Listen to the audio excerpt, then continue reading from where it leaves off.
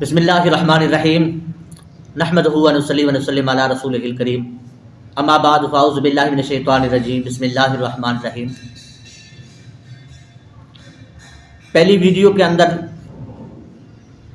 میں نے اہل بیت و اطہار کا ذکر شروع کیا تھا، کریم نبی صلی اللہ علیہ وآلہ وسلم کی فرما برداری کا ذکر شروع کیا تھا، تو آج اسی موضوع کو آگے چلاتے ہوئے آپ کی خدمت میں انشاءاللہ العزیز اگلا ذکر کریں گے۔ دعا کرتا ہوں کہ اللہ تبارک و تعالی ہم سب کی حاضری کو اپنی بارگاہ کے اندر قبول و منظور فرمائے۔ میں آپ کا بھائی احمد نواز آپ کی خدمت میں سلام پیش کرتا ہوں۔ امید کرتا ہوں آپ سب ٹھیک ٹھاک ہوں گے، فرسٹ کلاس ہوں گے، جہاں کہیں بھی ہوں گے اللہ تبارک و تعالی آپ کو خوش و خرم رکھے۔ اللہ تبارک و تعالی آپ کو اور آپ کی اولادوں کو خوشیاں عطا فرمائے۔ اس ذکر کی برکت سے اللہ تبارک و تعالی ہم سب کے گھروں کے اندر، مال و جان کے اندر، عزت و آبرو کے اندر، رزق روزی کے اندر برکتیں عطا فرمائے۔ میں اپنے بہن بھائیوں سے پھر گزارش کروں گا کہ تھوڑی بہت محنت کرتا ہوں تاکہ کچھ نہ کچھ میری زبان سے اچھے الفاظ خدمت میں پیش کر سکوں۔ کوشش کرتا ہوں کہ اللہ تبارک و تعالی میری اس خدمت کو اپنی بارگاہ کے اندر قبول و منظور فرمائے۔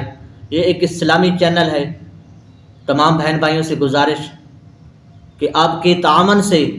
دوسرے لوگ بھی اس کو پسند فرماتے ہیں۔ دوبارہ گزارش کروں گا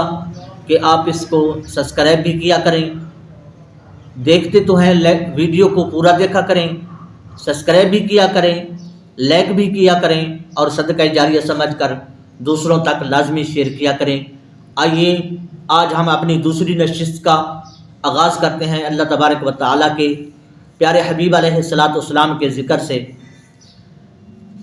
آخر پہ جو ہمارا موضوع تھا اللہ تبارک و تعالیٰ وَيُسَلِّمُوا تَسْلِيمًا کہ میرے محبوب صلی اللہ علیہ وآلہ وسلم کے احکام کو ایسے تسلیم کریں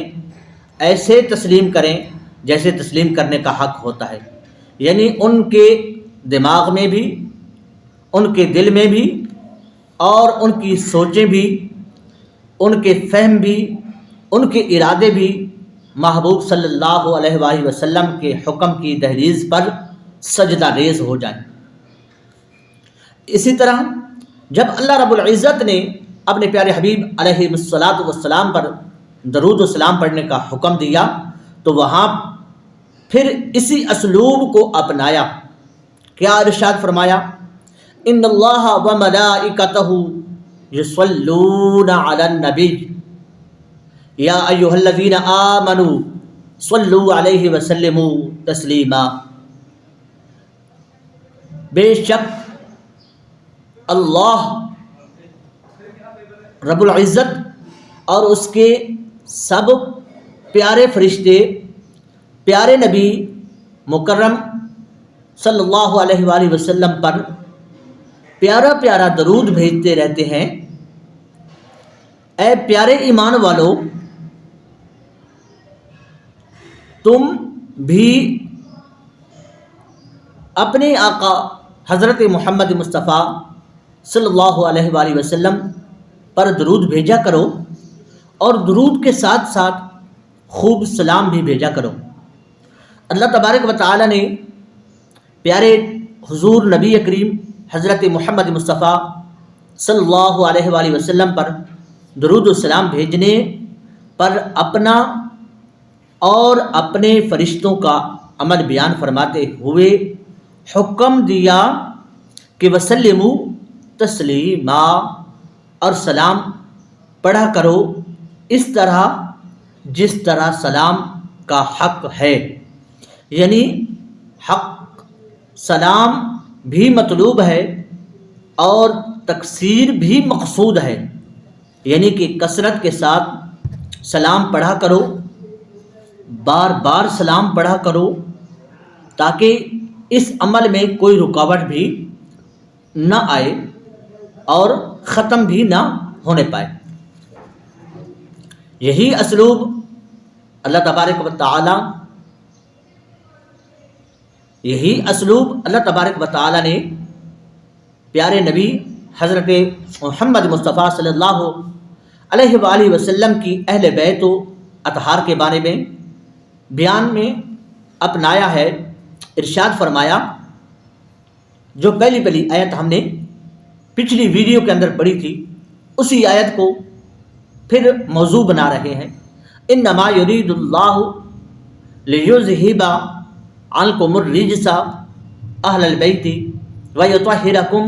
تطہیرا۔ پچھلی ویڈیو میں بھی ترجمہ آپ نے سماعت فرمایا تھا،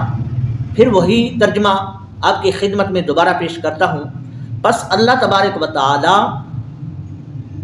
یہی چاہتا ہے کہ اے پیارے رسول صلی اللہ علیہ وآلہ وسلم کی پیاری اہل بیت، تم سے ہر قسم کے گناہ کا میل اور شک و نقص کی گرد تک دور کر دے اور تمہیں کامل طہارت سے نواز کر بالکل پاک اور صاف کر دے۔ اس آیت میں اللہ تبارک و تعالی نے اپنا ارادہ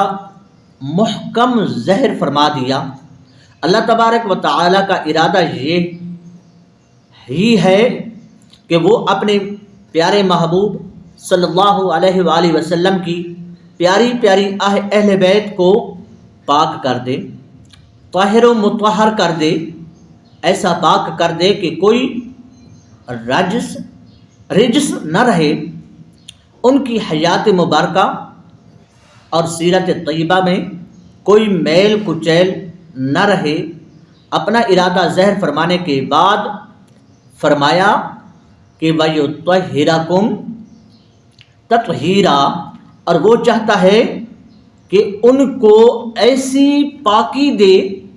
ایسی طہارت دے کہ اس سے بہتر کائنات انسانی میں طہارت کا کوئی درجہ متصور نہ ہو سکے، وہم و گمان میں بھی نہ آ سکے، یعنی کہ اہل بیت کو اتنا پاک کر دے اور اتنی کثرت کے ساتھ بے حساب اور بے شمار طہارت عطا کر دے کہ کوئی اس طہارت کا حصار بھی نہ ہو سکے، وہم و گمان میں بھی نہ آ سکے، کسی کے وہم و گمان میں بھی نہ آ سکے۔ یہ اہل بیت،